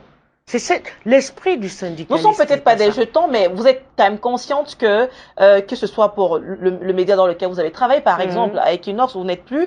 On va aborder d'ailleurs tout à l'heure cette question, mais vous êtes quand même consciente du fait que les télévisions, tout comme tous les organes de presse, doivent fonctionner. Mais fonctionner. Que si un élément part et qu'il y a une émission, si est-ce qu'on doit changer l'émission parce que vous êtes Si vous êtes syndicaliste, il y a des principes sur lesquels il faut que vous vous battiez. Lesquels, par exemple? C'est-à-dire qu'il faut respecter l'employé, ok? Que nous ne sommes pas des objets interchangeables à tout moment. Ça, c'est d'un. De deux, que vous êtes ici à entretien, dimanche à ceci, c'est-à-dire vous cumulez plusieurs fonctions. Donc, vous êtes interchangeables. C'est-à-dire qu'on vous exploite là où on peut employer plusieurs autres personnes. Un syndicaliste refuse ça, parce qu'il dit, je suis payé tant, je suis désolé, je cumule pas le travail. Or, la conscience d'un syndicaliste, c'est ça. Vous voyez? Mais je suis pas totalement d'accord. Mais je sais que vous ne pouvez pas être d'accord. Non, et c'est normal. Pas parce que ça me concerne, Suzanne, mais je veux dire que. Mais c'est normal que vous ne soyez pas d'accord. Non, mais que ce soit au sein des organes de presse. Je vais prendre le cas du CNC, par exemple. Quand Monseigneur Béfé Ateba s'en va, c'est celui qui est le second, qui qui cumule le poste de président et de vice-président à ce moment-là. Il cumule rien du tout, c'est parce que vous ne connaissez pas les textes. Le vice-président, sa fonction, c'est justement de suppléer à la vacance du président. Oui. C'est ça son titre, c'est pour ça qu'il y a un vice-président. Mais il statue, aujourd'hui quand il faut statuer, et ça vous le disiez la dernière fois. Non, il est vice-président, c'est que vous ne comprenez pas, Doré Bois, excusez-moi. Quand on est vice-président, d'accord, quand dans une structure on nomme un directeur adjoint, c'est parce qu'on sait que, nul n'est infaillible et personne n'est indispensable. Oui. Et qu'il faut toujours assurer la continuité de la structure. Donc il ne cumule rien. Il continue à jouer son rôle de vice-président. Puisque, quand le président n'était pas là, c'est lui qui siège en lieu et place de lui. D'accord? Et c'est ça ses prérogatives. Donc il ne cumule rien du tout. Il n'a pas double salaire. Il n'est pas président du CNC. Il est toujours vice-président. Ça n'a rien à voir avec le journaliste qui accepte de cumuler plusieurs fonctions. Donc ça veut dire que par exemple, vous également, à la Nouvelle Expression, vous étiez dans un système de tolérance de ce que vous appelez l'exploitation, parce qu'en même temps, vous étiez à la Nouvelle Expression. J'étais pas dans un vous aviez une émission Massou, vous étiez sur le plateau. J'étais pas dans un système de tolérance de l'exploitation. Oui. J'ai passé un deal avec mon patron. Je lui ai dit, vu le salaire que vous me payez, je vais faire autre chose. D'accord? Il a respecté son deal et j'ai respecté le mien. Mais vous cumuliez quand même plusieurs. Il a respecté, c'est-à-dire qu'il ne m'a pas imposé de ne pas faire autre chose vu la médiocrité de mon salaire. Et c'est parce qu'il l'a respecté que moi j'ai été honnête. J'ai accepté le deal. C'est-à-dire que quand j'ai commencé à la Nouvelle Expression, je gagnais 150 000. Ok? Il a accepté que je fasse mes missions à l'UNESCO, blablabla, blablabla, mais je gagnais toujours 150 000. Ok? Mais ces missions, ces expertises me permettaient de largement compenser. C'est à cause de ça que je suis restée dans ce système. Parce qu'à aucun moment, il ne m'a fait de chantage. Donc vous Ceux qui lui ont éprouviez fait le votre intérêt. chantage, c'est évidemment, c'est une Ça veut dire que négociation. ça veut dire que si les autres Non, trouvent leur attendez, c'est une intérêt, négociation. oui, tout à fait. C'est Ça veut une dire que s'il y a négociation. négociation et que les autres trouvent leur intérêt, Non, il n'y a la pas seule- d'exploitation en ce moment-là. Non, il y a exploitation en ce qui vous concerne. Pourquoi? Moi, j'ai jamais cumulé. Et s'il y a augmentation de salaire, par Même exemple, s'il y a avec le cumul, augmentation de s'il y a salaire, des conditions ça que veut je dire pose et que qu'on vous faites respecte. plusieurs postes que d'autres peuvent faire. Moi, j'ai pas fait plusieurs postes. Comment d'accord? ça? Non, j'étais chroniqueur, je suis resté chroniqueur. Vous à aviez la une Nouvelle émission que vous Expression. présentiez Une seule émission. et Mais vous j'étais étiez pas... en même temps consultante sur le plateau du débat du dimanche, c'est ton Pas travail du tout, aussi. j'ai jamais été consultante. Mais vous étiez invité Non, permanent. j'étais pas consultante. Oui, J'étais expliquez-nous. journaliste, point barre.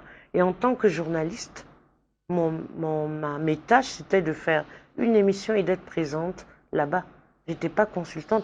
Mon salaire était exactement le même. Comment on appelle ça un invité qui est 195 sur 000. un plateau de débat tout le J'étais temps pas et qui est... invité. Le triptyque, Oui. la différence de droit de réponse, Mm. c'était que c'était un triptyque.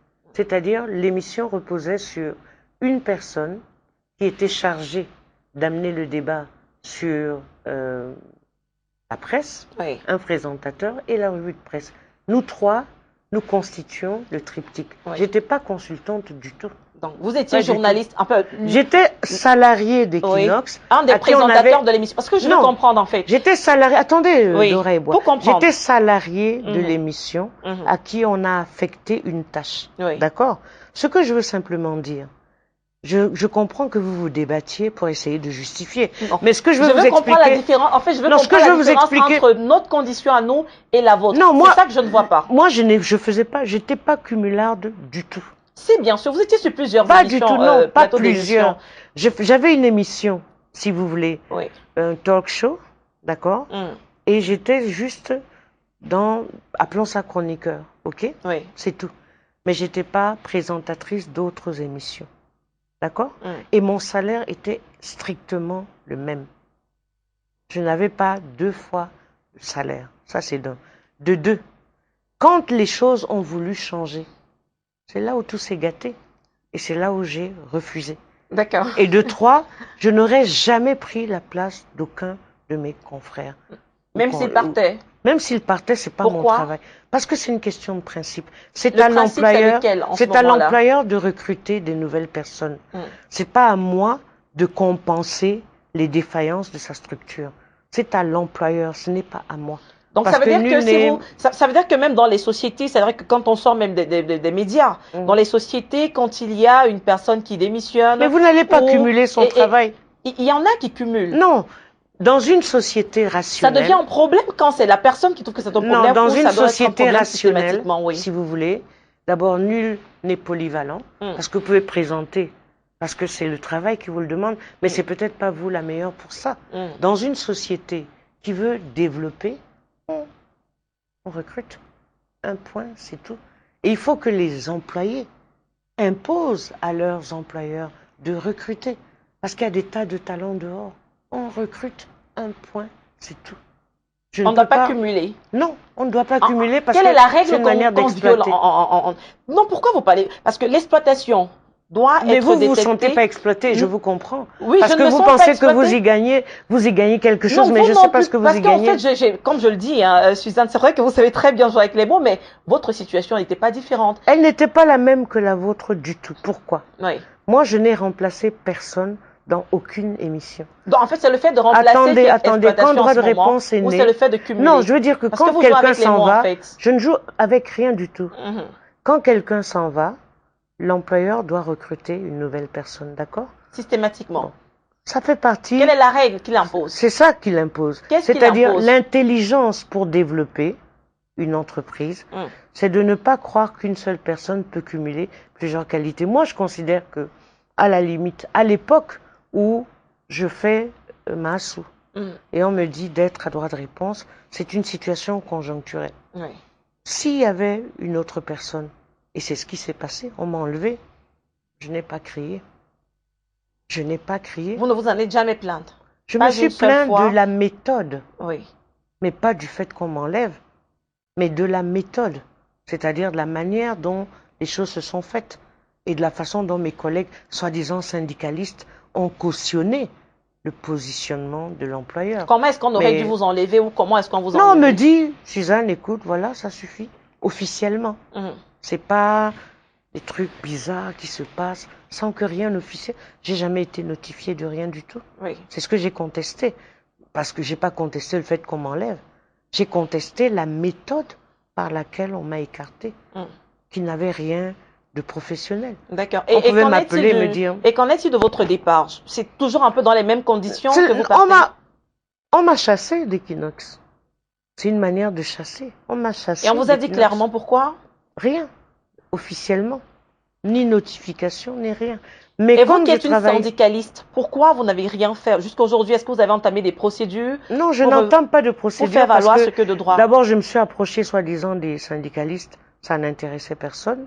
Du SNJC, oui. Oui, je me suis approché du SNJC. Il en a fait les gorges chaudes en disant que, oh, je les ai contactés pour leur dire. J'ai appelé Denis Kouébo. Je lui ai dit. J'ai vu ce qu'il en a fait. J'ai trouvé ça nul. Après, je me suis renseigné auprès des avocats. Personne ne me suivait. J'ai compris que dans cette bataille, je serais seule. Donc, je me suis pas lancée dans la bataille. Je suis allée voir Tchunke. Je lui ai dit, mais est-ce que c'est normal? J'ai vu ce qu'il faisait. J'ai laissé tomber. D'accord. Alors, parlons maintenant de Suzanne, la femme politique. Vous l'avez dit, vous avez été dans l'UPC à une époque et vous avez également été dans le Manidem. Déjà, pour le Manidem, quand rentrez-vous dans le Manidem et puis pourquoi est-ce que vous partez du parti? Non, d'abord, je crois que vous ne connaissez pas bien l'histoire. Moi, je suis UPCiste du Manidem. C'est-à-dire que je suis entrée à l'UPC quand on a lancé le Manidem en 1974. D'accord. Et à l'époque, si vous voulez, la façon de nous recruter à l'UPC, c'est qu'on nous faisait passer par les comités rouges du Manidem, par des stages, pour que vous ayez le droit d'être considéré comme UPCiste. Donc j'ai toujours été UPCiste, manidémiste. J'ai fait, quand les Anissés sont partis en 95, j'ai fait une petite excursion chez eux, ça n'a pas duré 6 mois. Ça n'a pas duré 6 mois, comme ça. Mais je suis pas partie de l'UPC Manidem. On m'a mise de côté en 98, progressivement. Je ne me suis pas battue. Comment? Parce que justement, j'ai essayé de recouper l'information. Hein.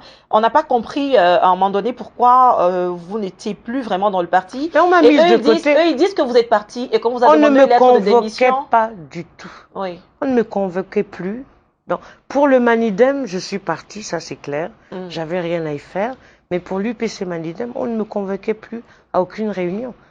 Et pour le Manidem d'Anissé et Canet, chaque fois que je venais, c'était un réquisitoire. J'ai dit que vraiment. Un réquisitoire qui portait sur quoi? Qu'est-ce qu'on vous reprochait exactement? Il faut leur demander. Il faut leur demander parce que moi-même, je n'ai pas... Non, mais quelles sont les questions qu'ils vous posaient durant ce réquisitoire? Je m'en rappelle vraiment pas. Non, sincèrement, je m'en rappelle pas. Je trouvais ça tellement dérisoire. Et puis, c'est une partie des choses dont j'ai pas envie de parler. Ça me regarde. Tout à fait. C'est ma vie. C'est mon engagement avec eux. J'ai pas envie de m'étaler en public pour dire ils m'ont dit ceci ou dire cela. Je trouve ça indécent. J'ai pas envie de m'expliquer avec vous. Vous n'êtes pas manidémiste, vous n'êtes pas UPCiste, vous n'êtes pas dans Juste une journaliste qui essaie de comprendre une journaliste, un tout petit peu votre parcours. Une journaliste n'est pas un voyeur. Oui. Vous n'êtes pas une voyeuse.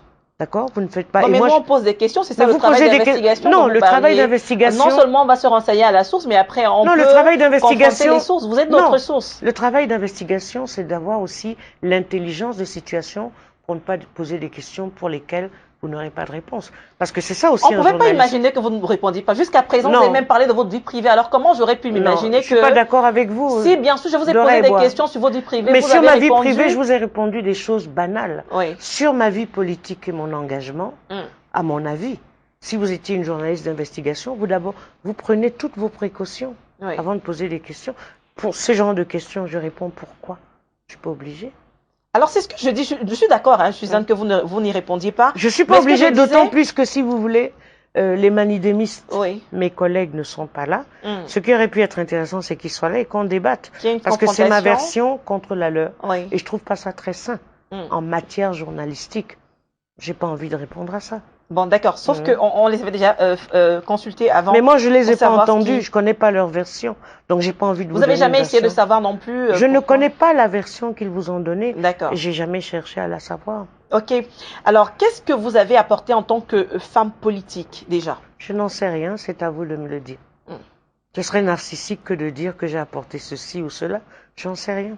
Parce que je sais pas quelle est votre aune votre instrument de mesure. Vous voyez ce que je veux dire? Oui. Tous ceux qui disent j'ai apporté ceci ou cela, c'est un peu prétentieux. Moi, j'ai pas cette prétention-là. J'attends que les générations futures, que les gens qui ont la lucidité, disent voilà ce que Madame Kalalebe a apporté. Mais je vais pas me vanter, je suis pas Ségolène Royal. Oui. Je suis pas, je sais pas quel homme politique qui passe son temps à se gargariser. Je ne sais pas. Je ne sais pas parce que nous sommes dans une société complexe avec des, comment dirais-je, des référentiels très différents. Je peux pas vous dire. Moi, je n'en D'accord. sais rien. Et quelle est l'évaluation, je veux dire, l'appréciation que vous faites des femmes aujourd'hui dans le champ politique au Cameroun? C'est le même impact que ailleurs. C'est-à-dire que c'est très hétéroclite. Il y a des femmes politiques, si vous voulez, qui ont une place, mais qui sont prisonnières d'un certain nombre de pesanteurs dont elles n'arrivent pas à se débarrasser. Ouais. Mais quand je regarde les difficultés d'une Ségolène Royal, d'une ancienne secrétaire générale du PCF, Buffet, de Hillary Clinton, je pense que chaque société, si vous voulez, a ses pesanteurs qui empêchent à certaines personnalités politiques féminines de s'épanouir. Mais je pense que ce que j'appellerais les insuffisances des femmes politiques camerounaises, c'est peut-être qu'elles ne sont pas suffisamment dans la dialectique marxiste de la compréhension du combat et qu'elles veulent se singulariser en tant que femmes plutôt que d'intégrer l'homme politique au sens, le ministre politique au sens générique du terme. Parce que je pense que la politique a des agrégats, des intrants qui ne dépendent pas du fait qu'on soit homme ou femme, qui dépendent du caractère de la personne qui décide de s'engager en politique et qui sait que la politique c'est d'abord une affaire de tueurs et de tueuses. C'est pas une question de femme ou d'homme. Donc il faut avoir le tempérament, homme ou femme. Il y a des hommes qui peuvent pas faire de la politique, comme il y a des femmes qui peuvent pas faire de la politique. Et je pense que l'insuffisance actuelle des femmes, c'est de ne pas réaliser que le terrain politique, c'est un terrain de tueurs. Si elles ne sont pas des tueuses, elles ne peuvent pas réussir. Et quel est le parti dans lequel les femmes ont plus de chances de réussir aujourd'hui? C'est-à-dire que si elles intègrent tout ce que vous dites et qu'elles militent, par exemple, quel est celui dans lequel elles ont plus de chances d'éclore en tant que femmes politiques fortes? Je pense que c'est une mauvaise question parce que les 2/3 des partis sont des partis machistes. Donc, a priori, on pourra dire aucun parti. Oui. Tout dépend des femmes. Tout dépend des femmes, de ce que elles décident qu'elles veulent faire. A priori, aucun parti aujourd'hui, parce que ce sont des partis construits sur des structures totalement machistes. Oui. Aucun parti ne laisse de place aux femmes. C'est pas les partis qui laissent de place aux femmes. Ce sont les femmes qui s'imposent pour avoir leur place. Donc, a priori, aucun. D'accord. Dans la nouvelle expression du 23 février 2015, vous dites, si les femmes, vous avez cité Kawala, Elisabeth Amanjan et autres, avaient pris le temps de voir comment fonctionne l'espace public politique au Cameroun, et plus singulièrement au sein des partis de l'opposition, elles auraient compris que l'on n'aborde pas la conquête du pouvoir au sein de ces partis. Est-ce que dans ce que c'est vous qui l'avez écrit dans la nouvelle expression du 23 février? Vous sortez une phrase de son contexte, parce que ce n'est qu'une phrase. C'est pas l'ensemble de l'article. Oui. Donc je sais même plus en ce fait, que j'avais écrit dans l'ensemble. Dans cet article-là, vous parliez des femmes dans le champ politique. Non, je parlais après la démission de Elisabeth Amanjan. Oui. Ce que je reprochais à toutes ces femmes, c'est de ne pas comprendre ce qu'est la politique en général et qu'elles se soient lancées dans cette politique avec beaucoup d'angélisme, c'est-à-dire sans évaluer et les obstacles et les contraintes, etc. C'est ça que je voulais dire. Oui. C'est pas que pour les partis de l'opposition. Ah d'accord, parce que ça c'était, ça m'a un peu interpellée. J'ai lu tout l'article en fait. Mais vous sortez une phrase de son contexte. Non, pas du tout. Parce que après avoir expliqué ces démissions et posé le problème, vous avez quand même expliqué que si elles avaient bien analysé le champ politique, elles auraient compris que l'on n'aborde pas la conquête du pouvoir au sein des partis d'opposition surtout. Mais c'est une phrase qui sort de son contexte. Parce qu'avant ça, qu'est-ce que j'ai dit? Et après ça, qu'est-ce que Vous avez j'ai parlé dit? justement de la démission Non, d'Edith Tawala qui crée sauf son que dans les parti phrases, de Tamandjon vous et sortez autres. une phrase, mais avant Oui. ça, qu'est-ce que j'ai dit? Je ne me rappelle plus de l'article. Mais vous sortez une phrase, elle n'a pas de Si, puisque sens. vous venez de citer l'angélisme, et Non, justement, j'ai je retrouvé cette parle expression-là. de qu'est-ce qui Ça veut dire que m'amène vous à avez dire quelques ça éléments et de comment cet je article. chute. C'est ça le danger de la segmentation et la fragmentation de la pensée des autres. Oui. Bon. Sauf que bon, vous êtes revenu sur quelques paroles qui montraient quand même que vous avez encore souvenance de cet article. On va. Non, je me souviens de l'article, oui. mais l'extrait que vous avez pris, ça vous arrange. Et vous auriez dû lire cette phrase et puis la suite, par exemple, pour que les auditeurs Si, mais j'ai ou les planté le décor. téléspectateurs Je leur ai comprennent. expliqué que ce que vous développiez dans l'article, vous l'avez justement dit, vous parliez d'abord de la démission d'Elisabeth Tamandjon. Non, sauf que dans ce que vous dites, oui. la phrase que vous retenez, c'est ce qui vous arrange. Non, pas du tout. C'est vous qui aurait l'avez pu être écrit, intéressant. Suzanne. Je refuse pas, pas, moi qui, mais j'ai écrit tout un article. C'est pas moi que ça arrange. J'ai écrit un article de 6000 signes et vous prenez 2 lignes. Bon.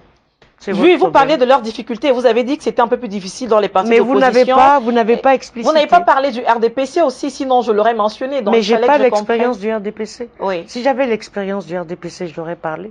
Les partis que je connais, c'est les partis de l'opposition. Combien de partis d'opposition je connais le CPP, le SDF, l'UNDP, l'UDC. Comment les connaissez-vous? Vous avez milité parce que c'est des gens que je côtoie.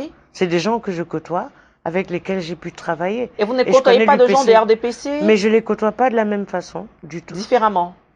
Je connais moins le RDPC que les autres formations. D'accord. Alors maintenant, on va parler des questions d'actualité, hein, parce qu'il ne nous reste plus que 20 minutes. Et donc, en parlant d'actualité, surtout des actualités des dernières semaines, impossible de ne pas parler un tout petit peu du cas Afrique Média.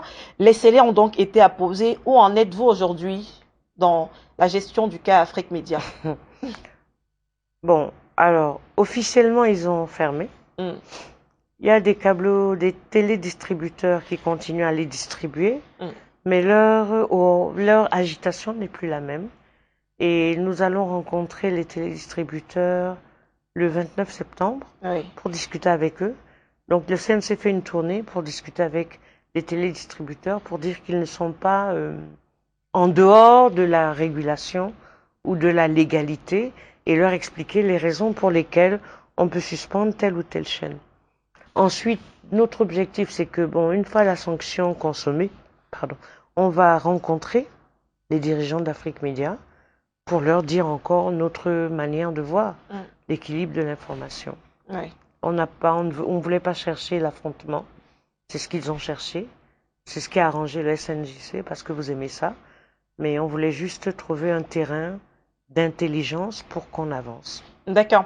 Et justement, j'ai eu l'information sur laquelle, avant même cette rencontre du 29 septembre dont vous parlez, il y a eu des rencontres précédentes déjà entre bien avant la le sanction. CNC, et les câbleaux distributeurs qui d'ailleurs certains aujourd'hui ont déjà enlevé Afrique Média de leur. Il n'y a pas eu de rencontre, il y a eu simplement des injonctions. On n'avait pas eu de rencontre. D'accord. Là, on fait une tournée nationale pour les rencontrer. Donc aucun argent, pas un seul franc CFA n'a jamais été donné à aucun câbleau distributeur. Si vous avez les éléments, moi je n'en sais rien. Oui. Je n'en sais rien. Si vous pensez qu'il y a eu d'argent, moi je sais qu'on n'a donné aucun argent. Vous voyez? D'accord. Et donc c'était pour combien de temps la sanction finalement? Un mois. Et est-ce que ça fait pas encore un mois que les scellés ont été apposés? Parce que quand on fait le décompte, c'est parce qu'ils ont refusé, ils ont résisté, ils ont continué à diffuser. Le problème, c'est leur position à eux. Au mois de juin, s'ils avaient accepté, ils n'auraient eu qu'un mois. Mais ils n'ont pas accepté, ils ont continué à diffuser. Et finalement, le mois, ça va finir en septembre. Le mois réel. Les autres fois, on était en bisbille avec eux. On discutait, on se battait, on bagarrait. Le SNJC, vous étiez de leur côté, etc. Donc c'est pour ça, maintenant, ça va faire un mois. Donc, ça veut dire que une fois que le délai que vous avez accordé sera épuisé, il y aura des discussions, mais Afrique Média pourra à nouveau émettre normalement au Cameroun? S'ils font leur travail normalement, il n'y a pas de problème. Et c'est quoi faire leur travail normalement? C'est-à-dire au-delà de ces enjeux-là. C'est ne pas faire comme ce que vous êtes en train de faire. C'est-à-dire, c'est de faire en se disant que informer, c'est pas la guerre. Discuter, c'est pas la bagarre. Vous trouvez que je bagarre? Un peu. C'est un échange. Non, mais c'est vous qui m'avez taquiné plusieurs fois. Je vous ai pas en taquiné. me disant que je m'asseoir sur ce fauteuil et tout. Et c'est vous non, qui je vous ai pas taquiné, c'est vous sûr. qui m'avez invité. Et je vous réponds en toute sincérité. Ce que je veux dire, si vous voulez, c'est que, discuter, il n'y a pas de problème. Mhm. Avoir des points de vue différents, il n'y a aucun problème. Tout à fait. Mais dépasser un certain nombre de bornes, ça pose un problème. Et ces bords-là qui ont été dépassés, juste pour sortir du sujet Afrique Média, sur les choses qui étaient dites sur cette chaîne, qui n'étaient pas tout à fait exactes, notamment concernant la France, les puissances étrangères. Non, c'est pas par rapport à la France en tant que telle. Oui. C'est de manière générale. Supposons que vous m'invitiez, comme vous m'invitez là, il y a des choses, il y a une décence qu'il faut maintenir, que Afrique Média, il n'y a pas qu'Afrique Média d'ailleurs, ne maintient pas, parce qu'elle pense que le devoir d'impertinence lui impose d'être mal élevé. Mal élevé, c'est quoi? Prenons un exemple, hein, je prends des exemples. Afrique Média parle de moi, entre dans ma vie privée et dit, cette fille-là, elle n'a même pas d'enfant, machin, comme ça, par exemple. Vous voyez ce que je veux dire? C'est-à-dire de ne pas rester dans le domaine de la critique objective et des faits sur lesquels chacun de nous peut s'appuyer. C'est de faire de la surenchère pour dénigrer l'autre, pour le salir, pour des choses comme ça. Donc c'est simplement ça, c'est-à-dire c'est savoir jusqu'où la critique peut aller.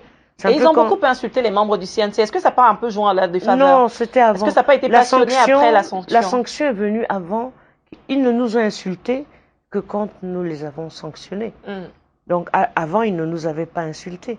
Ils ne nous ont sanctionnés, enfin, ils ne nous ont insultés que quand on les a sanctionnés. Mais si vous, en tant que journaliste, vous trouvez normal que d'autres journalistes insultent des instances, c'est clair que c'est votre problème. Ce n'est pas normal du tout, et ça, personne ne le soutient. Quand vous discutez, moi je ne vois pas pourquoi, même si je ne suis pas d'accord avec vous, même si je trouve que vous faites un travail comme ci ou comme ça, j'ai le droit de vous insulter. Pourquoi? Non, pas du tout. Et dans les médias, non. Je veux dire que vous, même vous, en tant que journaliste, vous avez cautionné cela en les invitant, en leur donnant une légitimité. Ce que je veux dire, c'est qu'à un moment donné... Mais est-ce que ce sont les panélistes, justement, qui insultaient? Et ces panélistes-là... Mais vous avez invité ces mêmes panélistes, même dans la chaîne dans laquelle je travaillais. Oui. On a invité des panélistes qui m'ont insulté. Est-ce que c'est normal? Est-ce que c'est normal? Je veux dire que même vous m'avez invité sur un plateau, il y avait un panéliste qui m'a insulté. Je veux dire, je veux bien, oui, je veux bien, si vous voulez que ça soit la liberté. Bon, mais est-ce que moi je peux me permettre? Denis Kebo donnait son avis que ni moi ni vous n'avons apprécié sur votre parcours en tant que journaliste, mais en disant c'est pas un avis. Mais est-ce que, attention, c'est pas un avis. Est-ce que c'est une insulte, Suzanne? Oui, bien sûr, parce qu'il ne s'appuie pas sur la réalité de mon travail. L'insulte, c'est quoi? Il peut mentir, mais c'est pas forcément qu'il vous a insulté. C'est une insulte. Oui. Quand vous mentez, quand je mens sur votre activité, c'est que j'ai délibérément la volonté de vous dénigrer. Je suis désolée. Et c'est en ce sens que c'est une diffamation.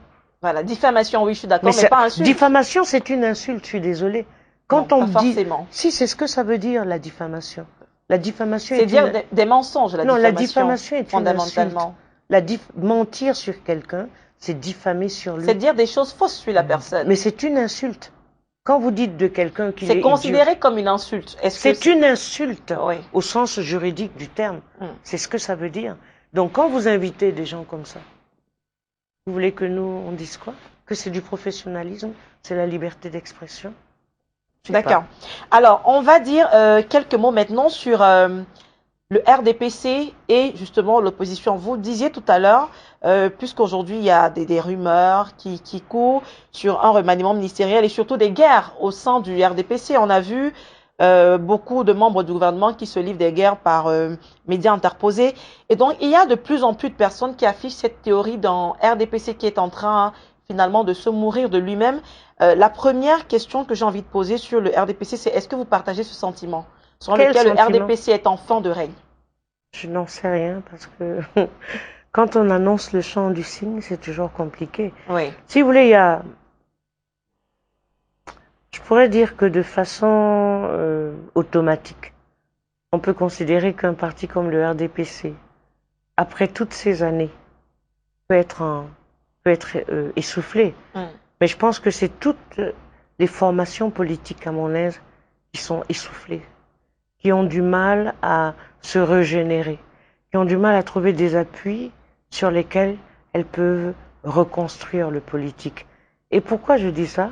Parce que si vous voulez, Le RDPC, lui, il a pensé que, étant en position de force, il pouvait continuer. Mais c'est l'une des formations qui a le plus renouvelé sa manière de faire pour se maintenir à niveau. Les autres formations pensaient qu'elles ont l'aval du peuple, la légitimité populaire. Et donc, elles n'ont pas renouvelé leur stratégie. Là où le RDPC a noyauté un peu et a récupéré les revendications populaires. Donc, l'implosion, je ne sais pas, j'en doute. Le RDPC ne peut imploser que si ses adversaires sont suffisamment construits pour le faire exploser. Un peu comme ça s'est passé au Burkina. Et ce qui s'est passé au Burkina, c'est quoi? C'est que les opposants à Compaoré ne se sont pas contentés de discours à la télé ou dans les médias. Ils ont travaillé à la base. Et ils ont renouvelé les modes d'appropriation du politique. Ils ont renouvelé les modes d'approche. Et ils ont fait, pas exploser le CDP, c'est le CDP, hein, le parti, le CDP, mais ils ont sorti le CDP du champ de domination. Donc la question aujourd'hui, c'est pas que le RDPC implose, c'est qu'on le sorte du champ de la domination politique pour que d'autres acteurs prennent le contrôle.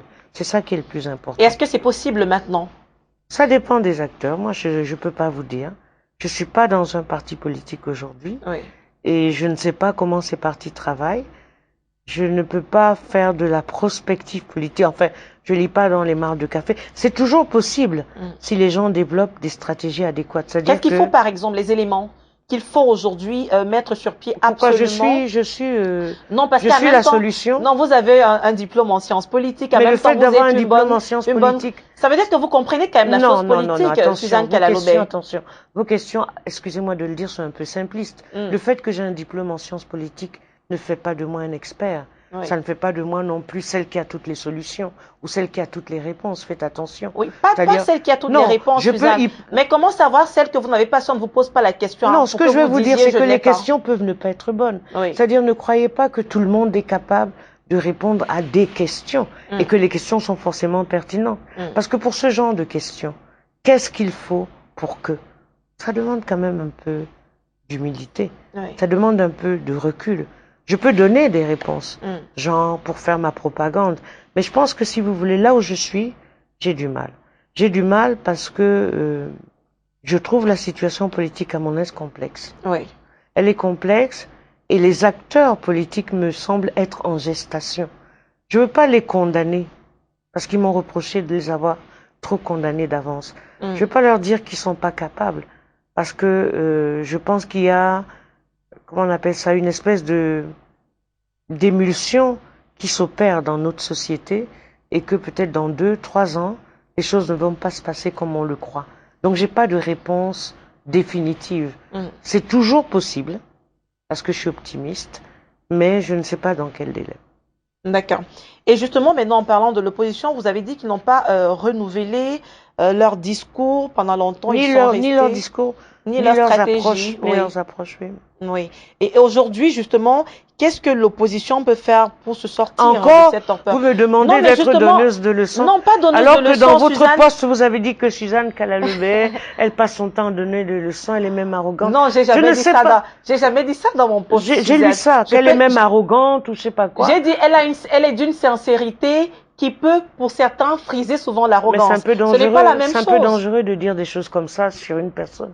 Bon, mais c'est pas grave. Je ne sais pas. Pourquoi est-ce que vous transformez mes propos? Je les ai pas transformés. Je trouve que ce sont des propos un peu, franchement, c'est un peu. Mais puisqu'il y a même des proverbes très simples, Suzanne, qui dit souvent que pour vous faire des ennemis, il n'y a rien de mieux à faire que de dire la vérité. Parce qu'en général, les gens qui disent la vérité se font des ennemis. Mais dire la vérité, c'est pas être arrogant. Mais moi, j'ai jamais dit que vous êtes arrogante. J'ai dit qu'elle est d'une sincérité que certains. La manière dont vous l'avez formulée, moi, je trouvais que c'était pas tellement bienvenu. Mais revenons à votre question.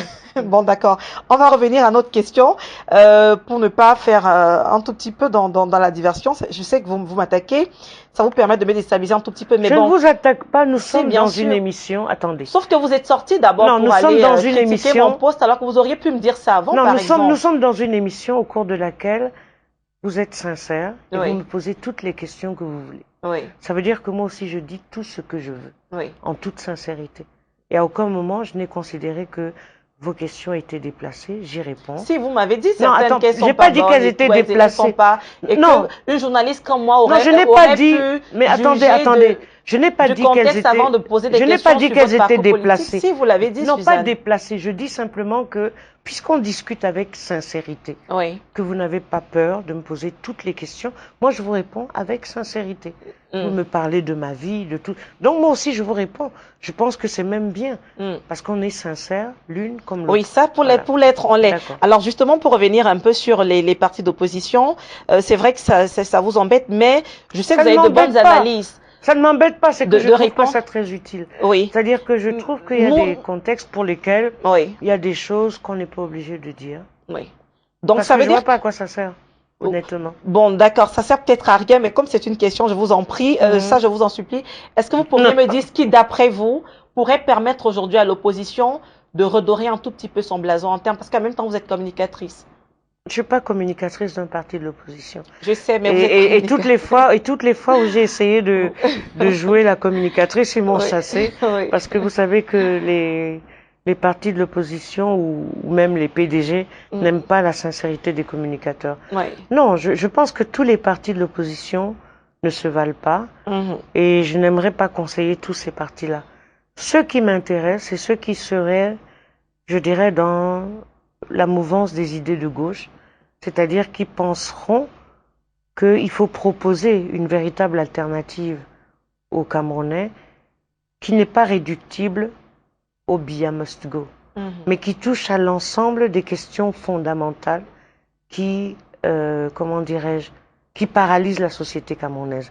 Tout le conservatisme, tout le machisme, toutes les idéologies patriarcales, toutes les intolérances. C'est-à-dire, je pense que ce qui va réveiller les partis pour une alternative, c'est une nouvelle donne avec des nouveaux contenus qui ne soient pas réductibles simplement à régler le compte avec Paul Biya, comme tous les anciens aïdioïstes qui sont passés à l'opposition. Ce qui va réveiller l'opposition camerounaise, c'est si la gauche camerounaise, c'est-à-dire ceux qui ont des idéaux révolutionnaires, des idéaux d'émancipation réelle, qui n'enferment pas les femmes dans la polygamie, dans les mèches, dans les éclaircissements, dans les blablabla et blablabla.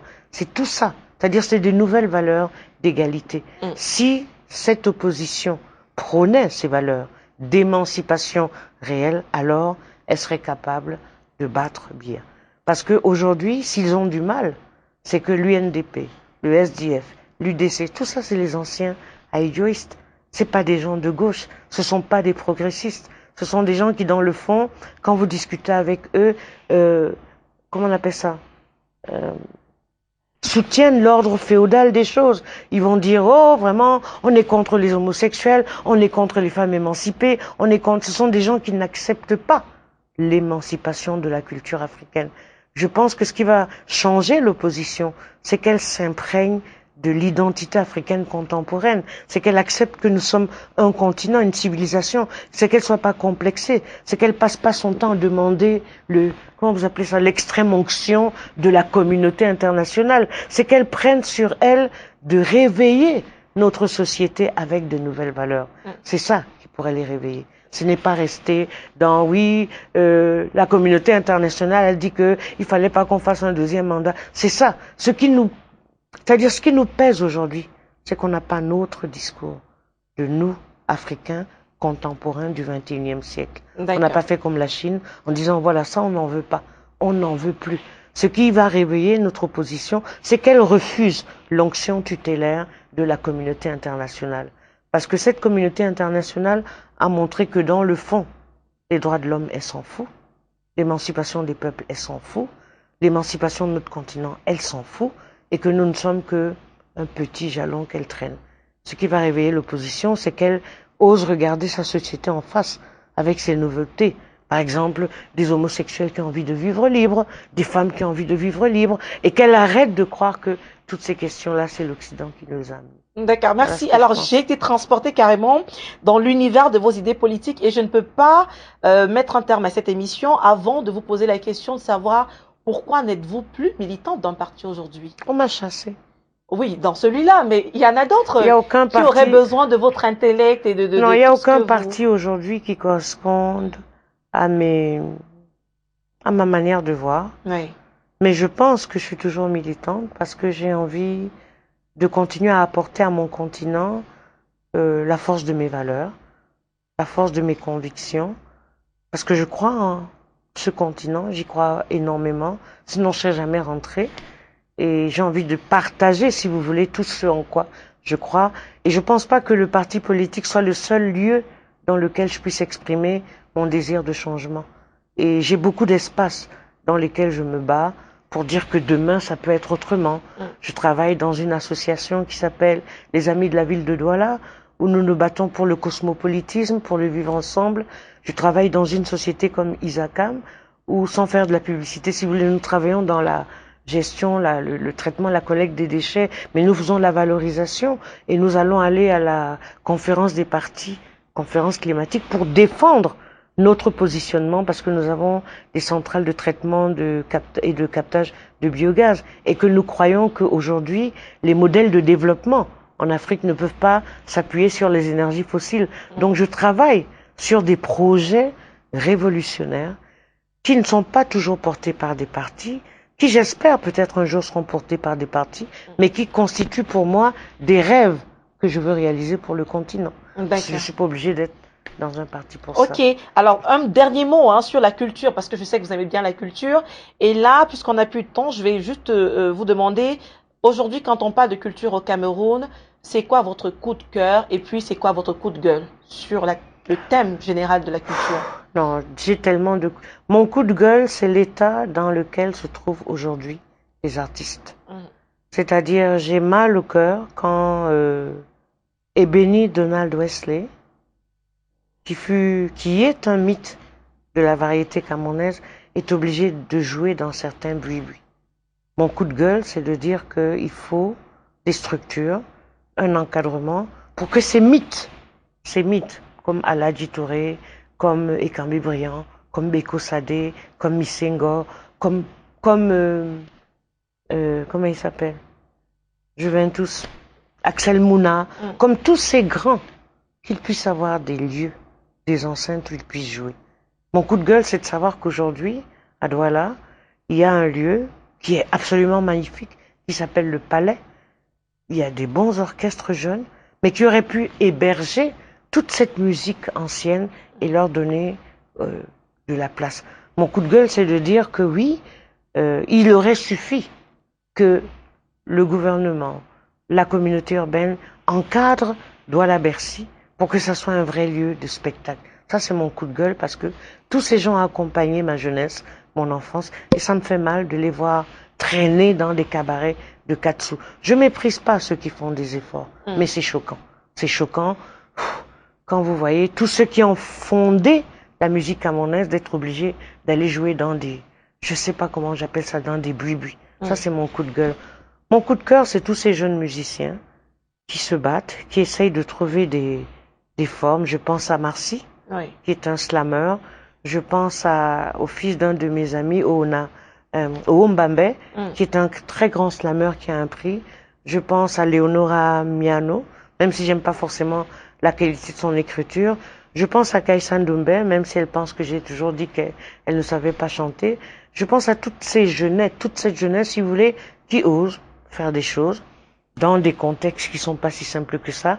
Et puis je pense à toutes ces milliers de petites mains qui essayent de dire que le Cameroun est toujours debout, qu'il existe et que nous sommes fiers d'être bantous. Donc ça, c'est mon coup de cœur. Merci Suzanne Kalalobe d'être venue sur ce plateau. Merci à vous de nous avoir suivis. C'est sur ce que nous mettons donc un terme à cette émission. On se retrouve très bientôt sur les antennes de STV. Passez une excellente nuit.